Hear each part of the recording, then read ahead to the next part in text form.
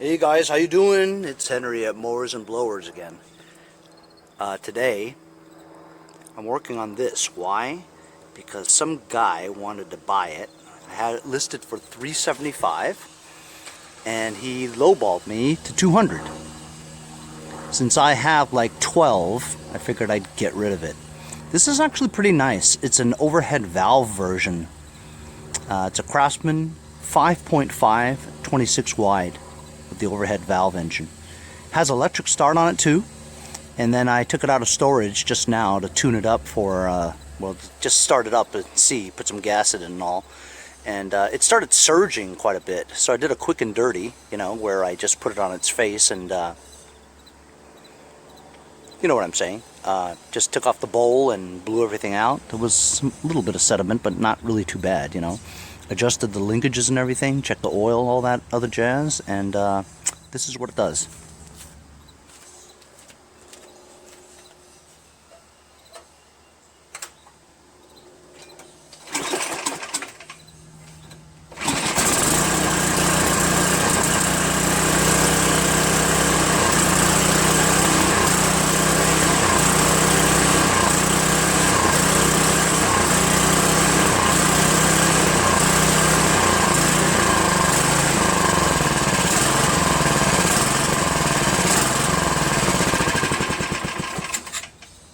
Won't even go down to idle without stalling.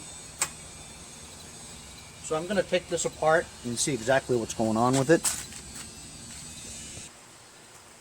I've already taken the 3 screws out of the thing and the knob. Basically this just comes off just like that. This is the primer hose. Now normally it'd be easy to just take the intake manifold off, but with the overhead valve version, it's also attached to the muffler, and it actually has pretty good access for bolts over here. I'm just going to take the bolts off and the carburetor off. The 3/8 bolts, and of course it's difficult because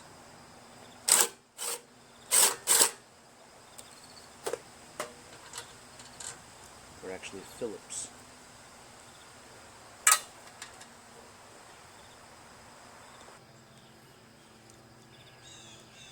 Got the other one out, and it just comes out like that. I have to take off the fuel line and the linkage to the throttle. Just clamped off the fuel line.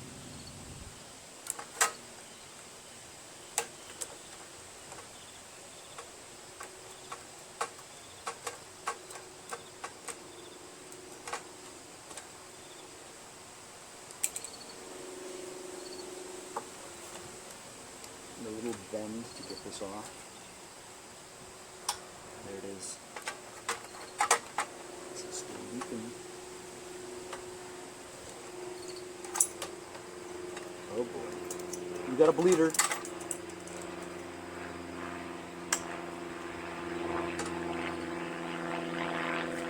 This hose is Dunsky. The end of this fuel line was a little frayed, so I just cut a bit off. Hopefully it'll be long enough for me to reach. I think it probably will. Maybe not. Maybe I have to replace the line. It's too short. It's a pain. So instead of me taking this apart again, I didn't really see anything wrong with it. I actually have a brand new one in stock. This is the Chinese copies. It was cheap, something like $7 or something.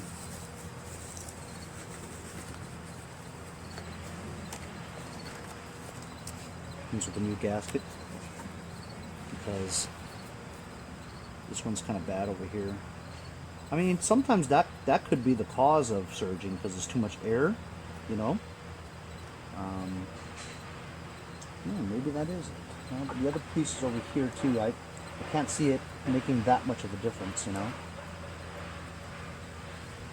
So since I got it off already, I'm just going to put this on. So you can see the difference here. This one has an air-fuel mixture screw in there. It's a fixed one. It's a fixed jet. I took that out and blew it out. Looked clean to me.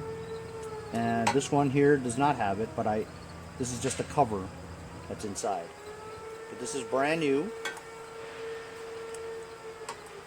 And basically, I'm just going to take this little hook thing and put it here. Right? And then we have to remove this assembly here and put it on here.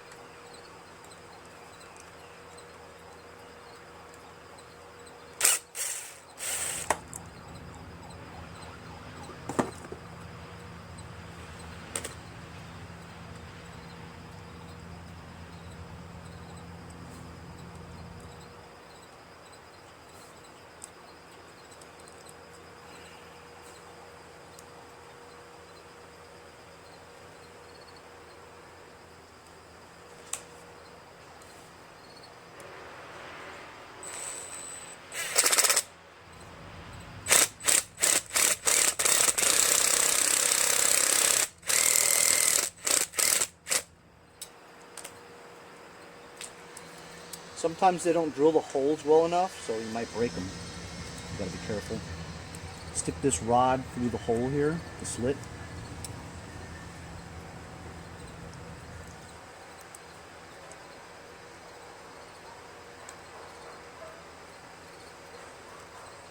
That's right, FedEx guy's here. Probably with my starter. And Boba's yelling.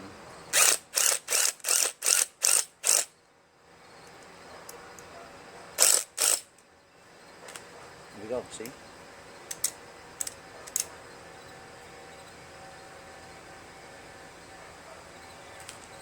Get our new gasket.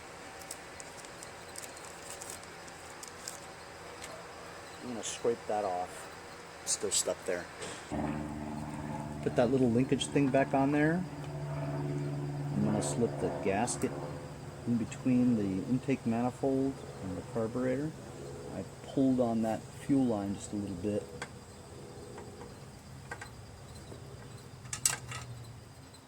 Just to pull it out a little bit so I have a little bit more slack.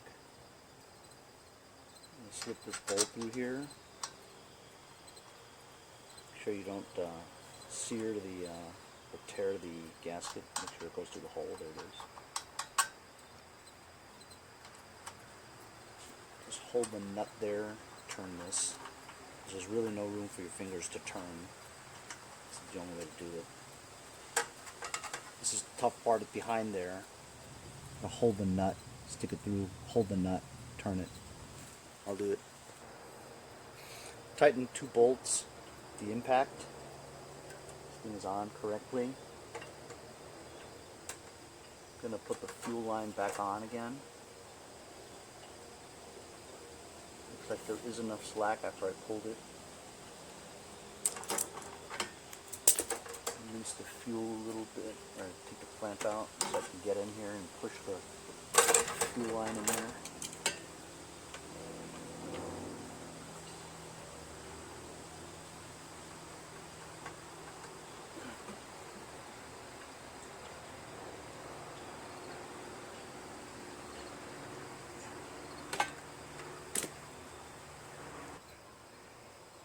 Now the leakage is on, the fuel line is on, put the hose clamp back on. There's the primer hose over here. Routed underneath. Stick it into the, you see that? There's a split here.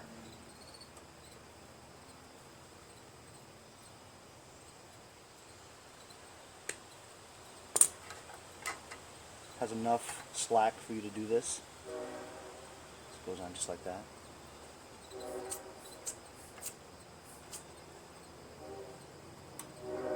That's it. Let's start it up and see what happens.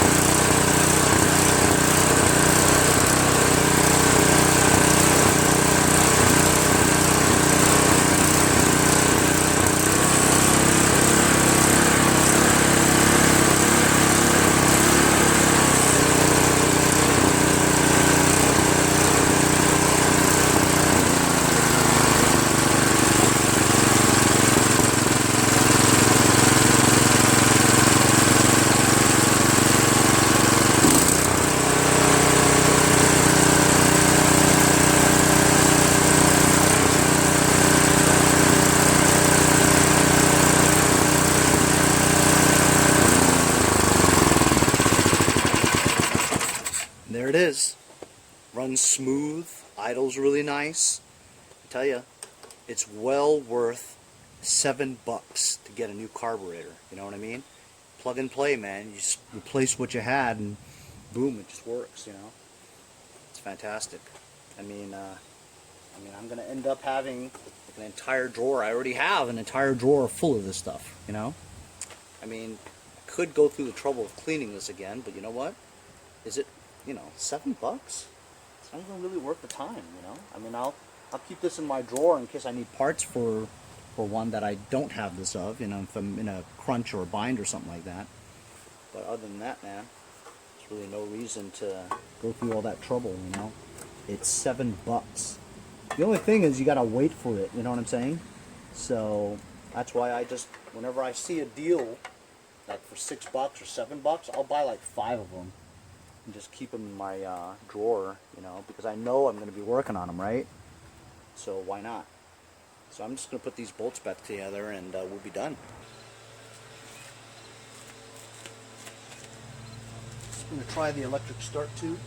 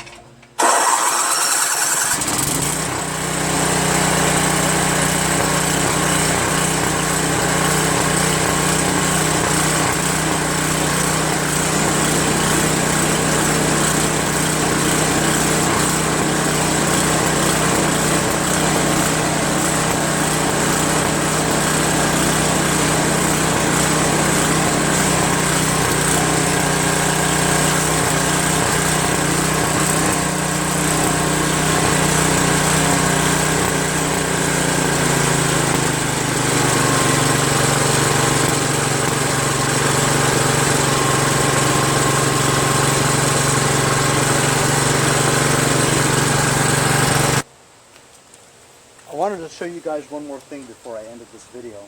You see how much slack there is over here? Right? There's a lot of slack here. So basically when you depress this handle, when you depress the auger handle, right? It has to go like an inch or so, or almost 2 inches, before it actually engages the auger, right?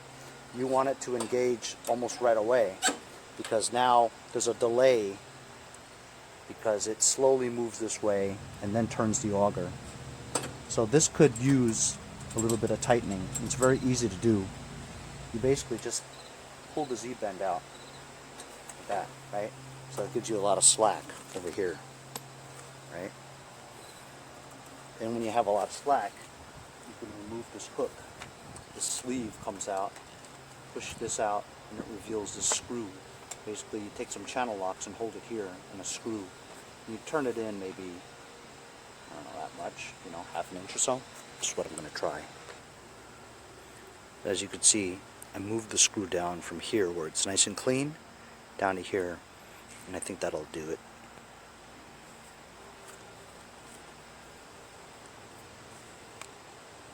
This back in like that.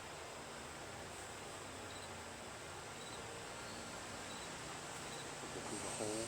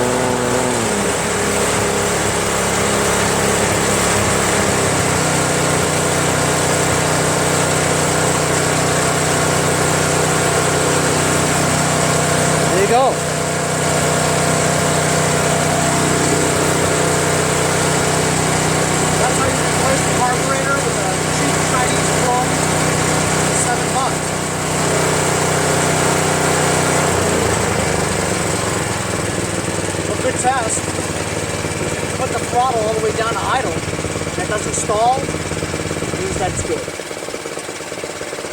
This is all worked out. This is ready for sale in the winter time. Even if I don't sell it, decent snowblower for the winter.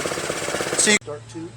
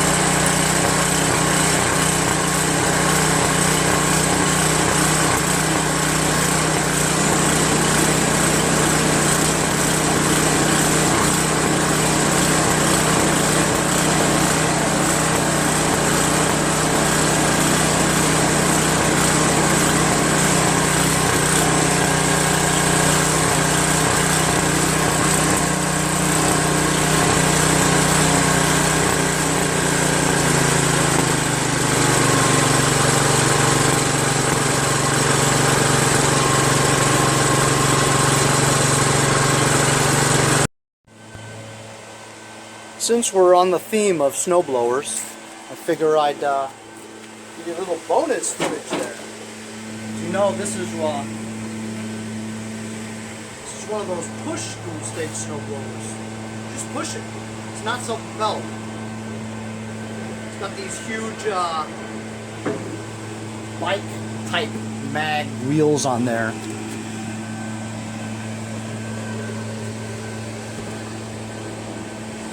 Rolls pretty nicely, solid snowblower, you know. One of my subscribers, Fearless, was watching the video on the Motherload 23 and the Megapic, and I was commenting on how, well, I need to fix the chute, right? And I need to get a new handle. And so then he goes, what handle? It's not self-propelled, so you only need one handle to engage the auger. And I'm like, oh yeah, so I guess all I need is a chute. Duh. Well, actually, I have a chute from something else. And I'm missing one of these things. This is what holds it onto there, you know. Has a groove there so that when you take these off, you put them on, put them back on, and it holds it there. But this is, while it does kind of fit, right? This is such where these teeth, right? If you want to call them teeth, they don't match this worm gear. This worm gear, this chute is not designed for this type. I need this type. The worm gear on that one is just like this. So I need one of these brackets. This round thing with the teeth that go down like that. This is what I need for that. I'll look on eBay and see how much it is. If it's not too expensive, maybe I'll get it. As you know from Motherload 23 and the triage video, this engine starts right up, no problem. Let's try it. As a matter of fact,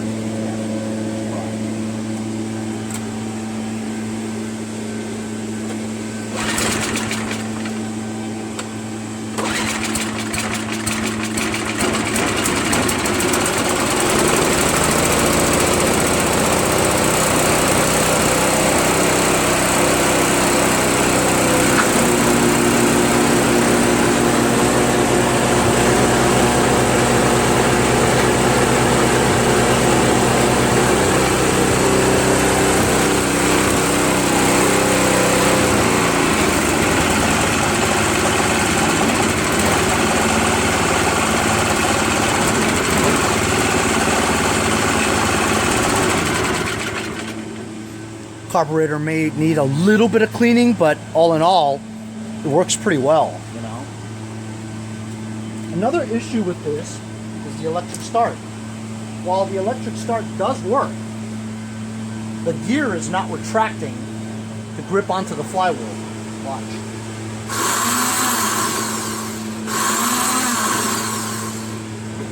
It just freely moves. So basically, I'm going to take the starter off and lubricate the shaft, and hopefully the gear will retract when it's on. That way it'll grip onto the flywheel and start the engine. So there are 3 torque bolts that go into there that hold the starter on there. You could also use the 3/8.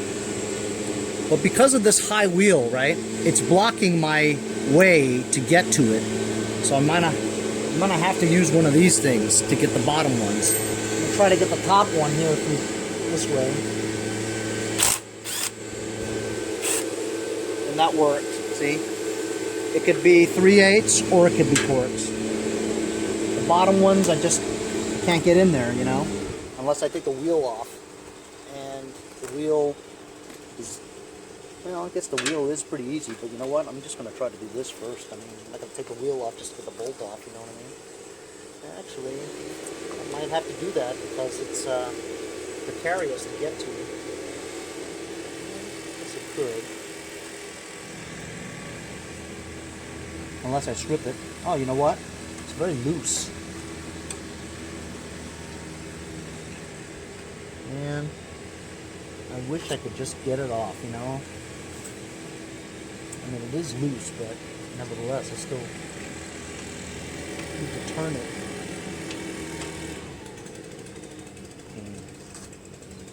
Let me see if I can get a ratchet in there. Yes, I'm able to get a ratchet in there.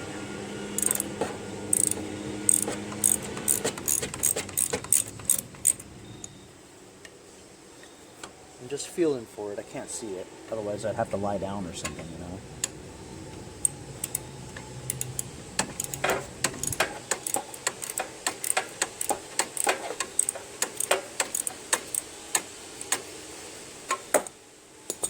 Maybe now I can hand loosen them. Move it around. There's one.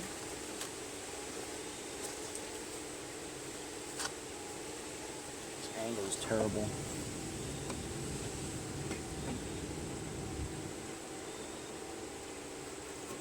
Oh, cramp.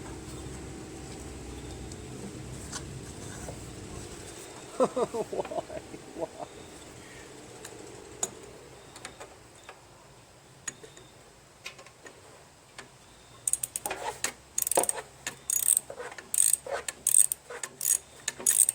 These starters cost about $25, $30. So, I mean, it's very cool to have, you know, when it works. So, it's off.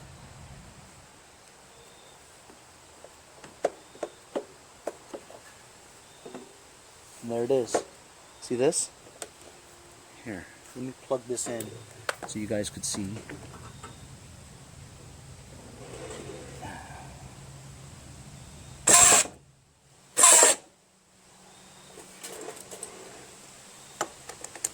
Just going to hold it in place so you can see.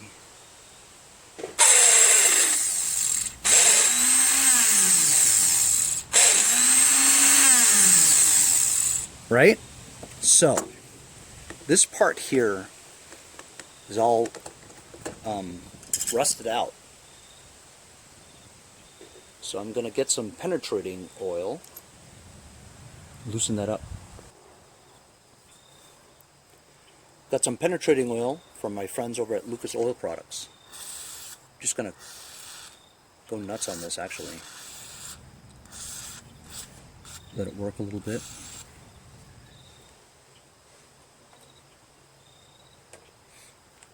Get like a flathead screwdriver, right?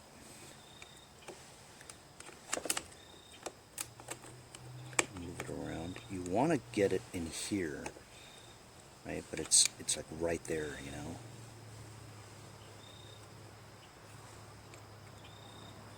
I don't want to damage it to these rubber things here. You just want to kind of help it.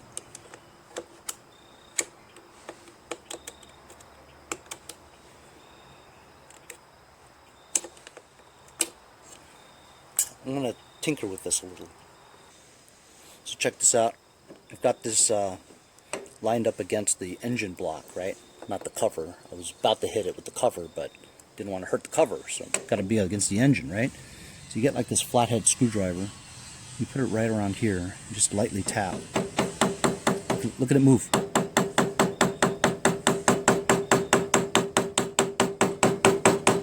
Now it's gone all the way to the bottom. See? So that's what it should be doing.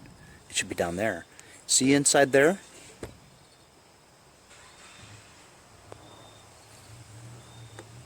There's that worm gear in there. Oops. That worm gear.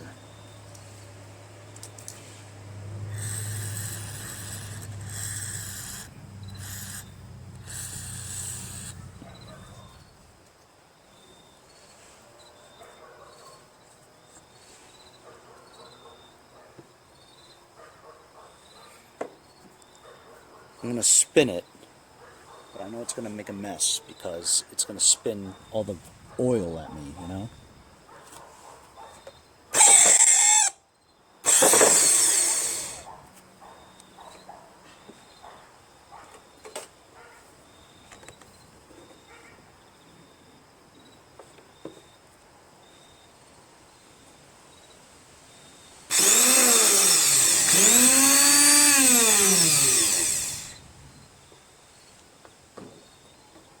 So I'm gonna keep doing this, moving it back and forth. I got it placed vertically now so that you can spray here, right? And then gravity will pull down the earl inside.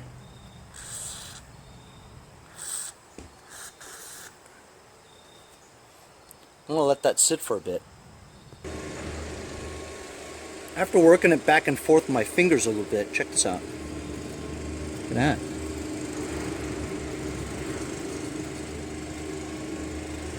See how you go? You hold your finger there, pull that, goes that way. Now it moves along the shaft. I still feel a little bit of resistance. It has to be smooth, you know? A little bit more penetrating oil. I mean, you let it work its magic, you know? This penetrating oil is really incredible. Really saves you a lot of trouble. I use this penetrating oil from Lucas Oil products.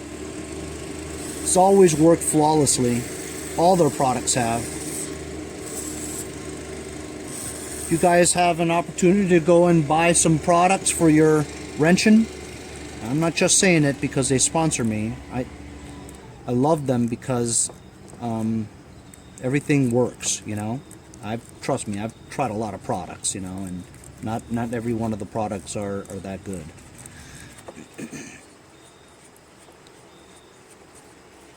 Don't take my word for it. Go out and buy a can of Lucas Oil products. They have a great lineup of all kinds of stuff. Just try it. If you don't like it, don't buy it again. But, you know, I've been using it for over a year now. Well, about a year. And everything that I have from Lucas Oil has worked flawlessly. I don't know, that's pretty good. I'm gonna put some more, soak it a little bit more. Has that foaming action. It really helps out. So I've been working this for a while. It's pretty clean. It's pretty loose too, you know. However, look. So when I engage it, right? Hey, it goes back. Before it didn't go back. But I'm thinking because the flywheel is there, once it does engage, it will click back by itself.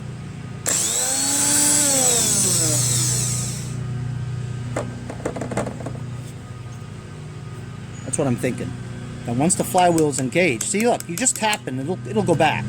So I think that'll work. So I'm just going to put this back. So I put the starter back on again. It's very easy to do. We're just going to try it now.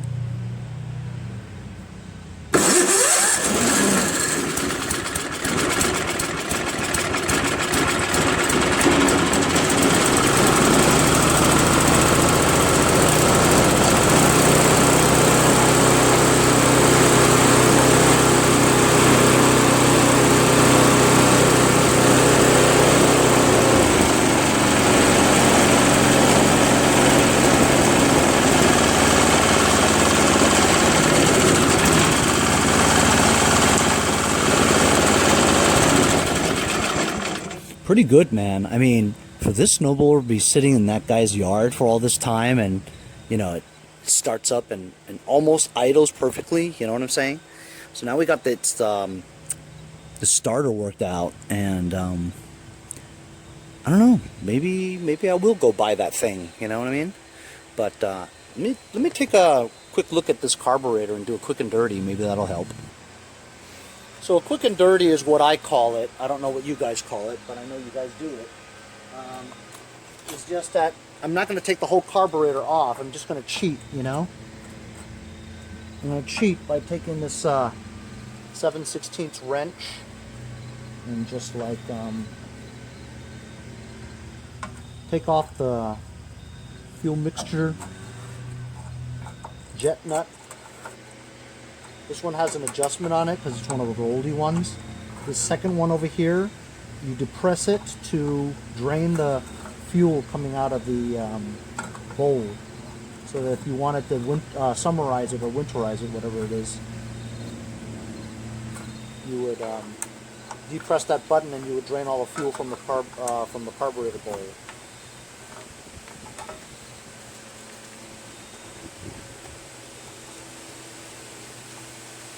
So I'm just taking the nut off and taking the bowl off and seeing what's in the bowl, if there's a lot of sediment in it. These are one of those adjustable ones here. You can take this out and clean it and then make sure the holes aren't blocked. So I'm going to take the bowl off now. Not much room here to move because of this big wheel. There we go. See the condition. Wow. It's very clean. See? Pretty clean. A little bit of schmitz in there. Spitz. Sputz. It's Yiddish, I believe. Spitz.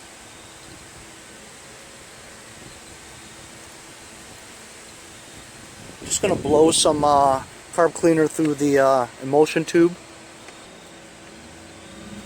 Pull this out. Put it back in, you put it in all the way in, right, until you can't turn it anymore, and back it out 1.5 turns. And then you can adjust as you're going. I'm using some of this multi-purpose parts cleaner and degreaser from Lucas Oil Products.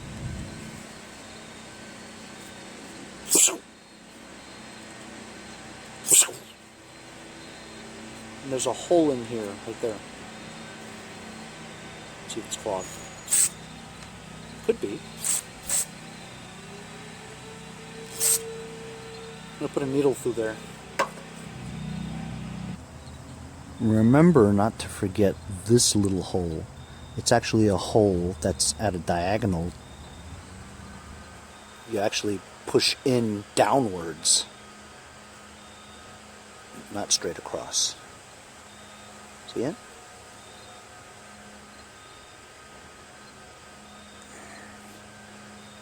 And there's this hole here.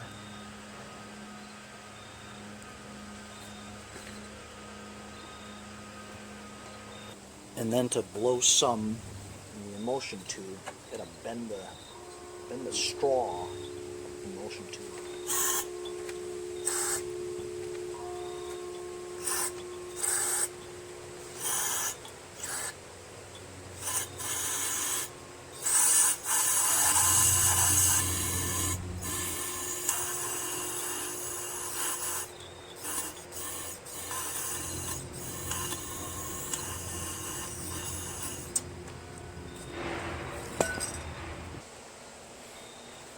Put everything back. I had a dickens of a time getting that gasket back on because when I took it off I kind of frayed it a little, so I went to go look for another one and I couldn't find one for a while, and I put another one on. I don't know if it'll leak or not, we'll find out.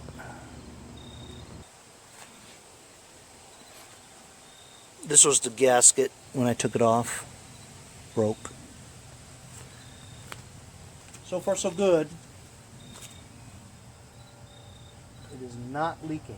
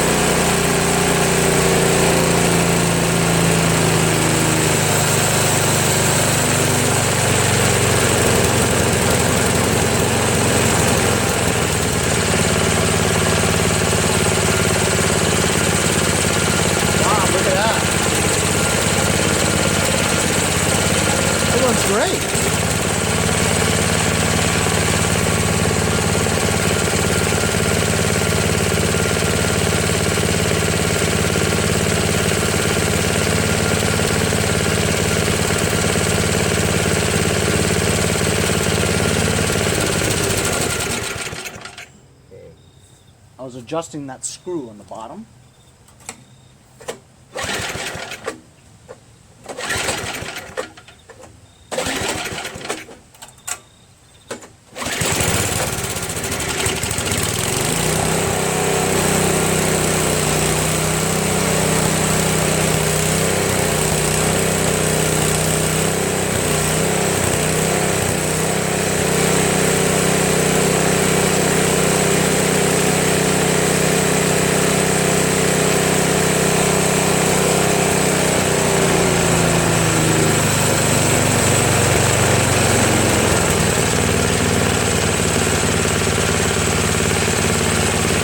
Perfect. So all you have to do is adjust that screw on the very bottom. You know, man, this is actually a pretty good snowblower. Maybe I will buy that thing to attach the chute. Anyway, so that's fixing 2 snowblowers in 1 day. Surging problem, replaced with a new carburetor. Tightened the auger engagement cable. Quick and dirty carburetor clean on this, and fix the starter motor. Awesome. See you guys next time on Mowers and Blowers.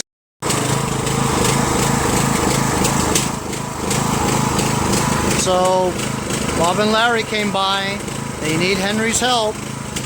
They had this nice pool on, remember? They don't know why it keeps surging, see? So he has a 17.5 Brigg single cylinder in there, right? It's got the original Nicky carb in there, but it surges. So I told him to cut the valve off the solenoid, which he did, but he says it still surges.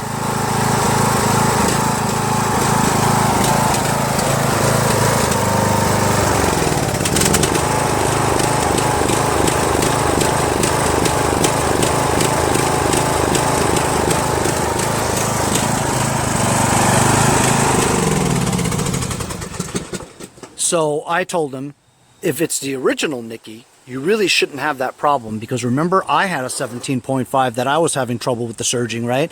But it was a Chinese fake carb. So this is the original Nicky. What I'm going to try to do is, we're going to try to mess around with the linkages there. You know that spring, right? The tightening, tensioning spring on the throttle linkage.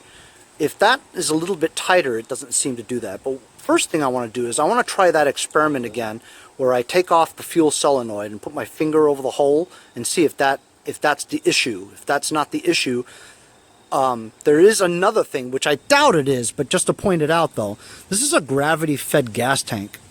Gravity-fed gas tanks do not take that type of filter, right? It has to free flow better. That, because of the paper filter in there, could restrict flow of fuel, you know, it could, but I doubt it because it seems pretty full, you know what I mean? So if it's not getting enough gas, now if you have it at low idle, will it surge? No, but too low and it'll stall. Too low, it'll stall. So it's an adjustment with the carburetor. Surging is always the carburetor. If we don't figure this out, I've got a couple of Walbros we can try. All right, we're back. So it was surging. You guys heard it. Wait, did they hear it? I don't know. Yeah, They heard it, right? So it was surging and stuff, and so there were a lot of possibilities, right? Could be that he did a lousy job on cleaning the carburetor, right? But he said he took it apart like 2-3 times, whatever, and even the emulsion tube holes, whatever, he did all that stuff. So then I said, oh, this new fuel mixture screw. The fuel mixture screw, I backed it out almost all the way, and it started to lean out, and it started to run well, and even when you put it all the way down to idle, it ran good. It didn't stall. Before it stalled. Yes, you know what I'm saying? absolutely. So while I'm not 100% happy with it, I don't care. It ain't mine. You know what I mean? He's just getting it run right so he could sell it. You know what I'm saying? It's a nice tractor. It's in really excellent condition. I would, if this was mine, I would list it for an easy $675, and then talk it down to like $650 or $625 or $6. You know what I mean? But they also have a bagger system for this. You put a bagger system on this thing in the fall with the leaves falling all over the place, I said $875, and then talk it down to like $8.